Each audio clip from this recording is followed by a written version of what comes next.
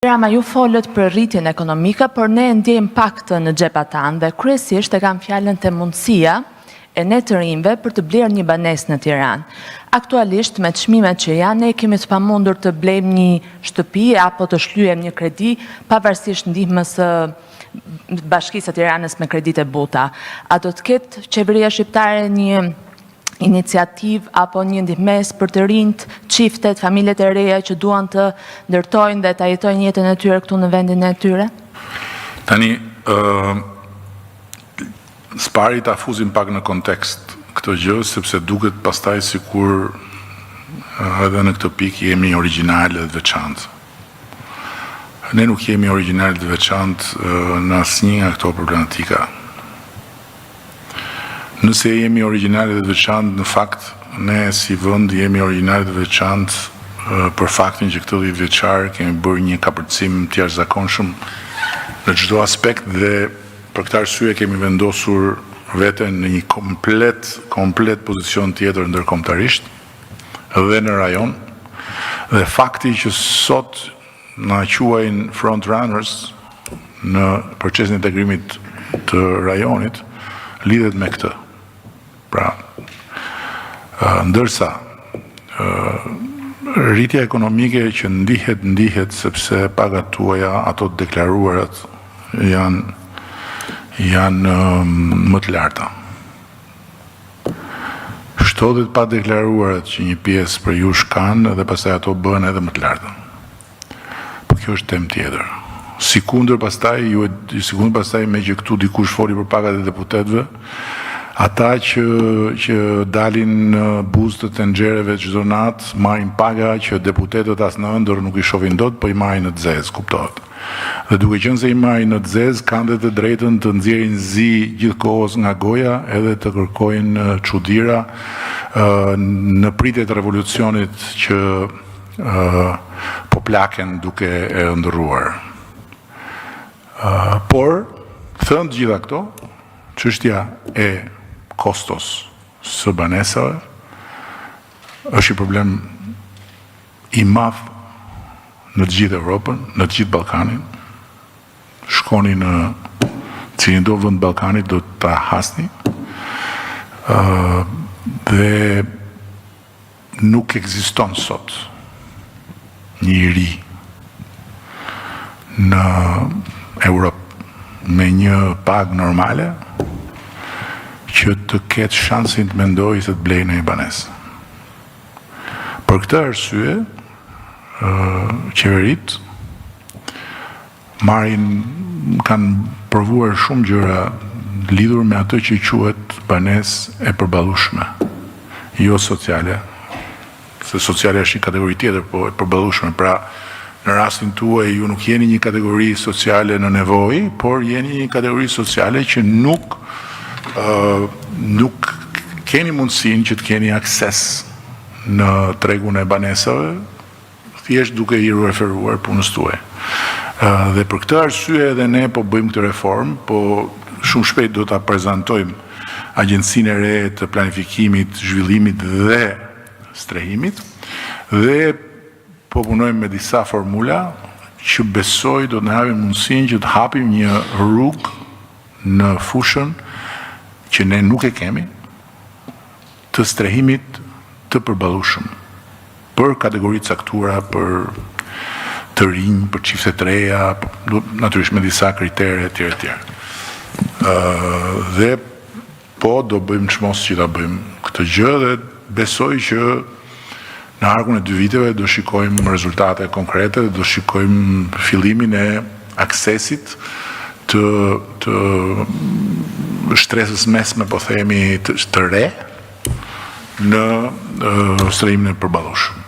Ky është qëllimi, edhe kam besim që edhe këtu do të dalim se faktikisht ne ja kemi dalim në çdo gjë që themi. Është vetëm çështje kohe, në kuptimin në disa gjëra më shpejt, disa gjëra më vonë, disa gjëra më lehtë, disa gjëra me vështirësi, disa gjëra duke u ngjitur me vrap, disa gjëra duke u rrëzuar, duke u ngritur dhe duke rifilluar prapë kështu me radhë. Po që çdo gjë që kemi thënë E kemi bërë dhe ta bëjmë. Besoj e fundit. Ja. Leta është mos na çon prapë në stacionin e trenit. Po. Bashkë më thatë që skuadra e suksesshme e Akshit, dhe të pysëm se pjesë të saj skuadra e suksesshme e këtë e rrëza e Akshit në postë, shka se në kuptuan se si po deri në dosje të spasë një personë që i kishte influencë dhe ndërmjetësim në ndarjen e tendreve. Kjo është pjesë e hetimeve, unë nuk kam asnjë dieni për këtë dhe nuk mund bëj asnjë koment për gjysmë të vërteta që dalin lart e poshtë.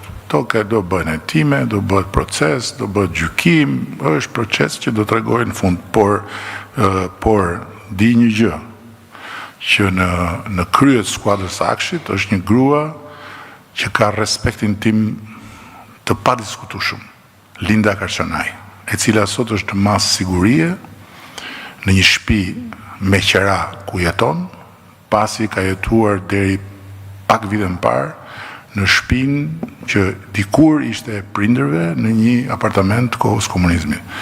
Dhe që e njoh për 20 vjetësh, që punon pa orar dhe që ka udhëhequr gjithë të transformim që është epokal për Shqipërinë. Këtë di ta them me plot gojë. Kështu që në këtë pikë, po, është protagonistja kryesore e transformimit digital të Shqipërisë me një respekt absolut ndërkombëtarisht në të gjitha këto institucione dhe në të gjithë sferë.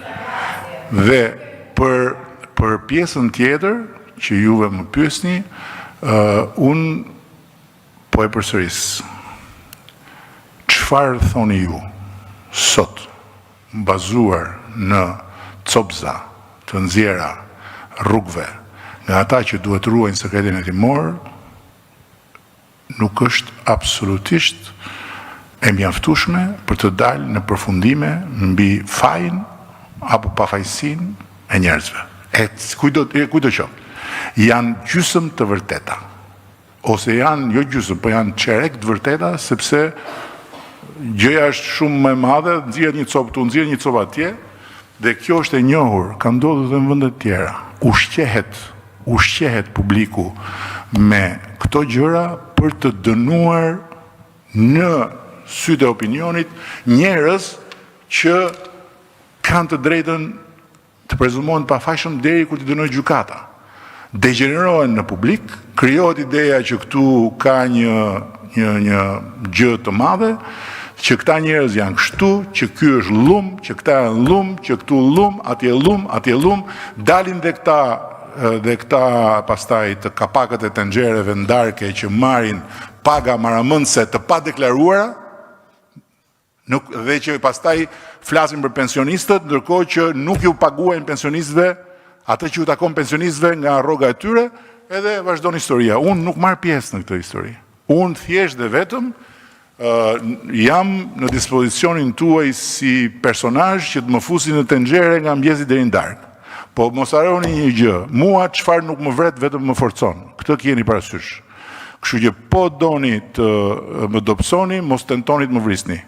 Flas të më vrisni metaforikisht, se larg qoftë fizikisht, se atë pastaj nuk e kemi në dorë, po flasim për këtë që ju keni në dorë. Urdhëro. Ola Luku nga Vision Plus. Zoti Kryeministër, a jemi ne gati si vend për të nisur me procesin e mbylljes së negociatave 6 mujorin e parë të 2026-s? Faleminderit.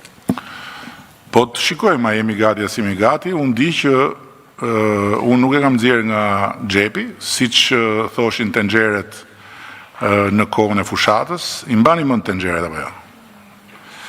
Që zihenin. Kush je ti që e thua, po ku e di ti, po si e di ti, këta që barkun e kanë në tru edhe trurin e kanë në bark. Dhe vërteta është që Komisioni Europian, pra ata që kanë dorë të ndjekin, të hapin dhe të mbyllin, na ka vënë tavolinë marrëveshjen dhe kemi bërë marrëveshje. Në 2027, deri në fundin e vitit, duhet i mbyllim.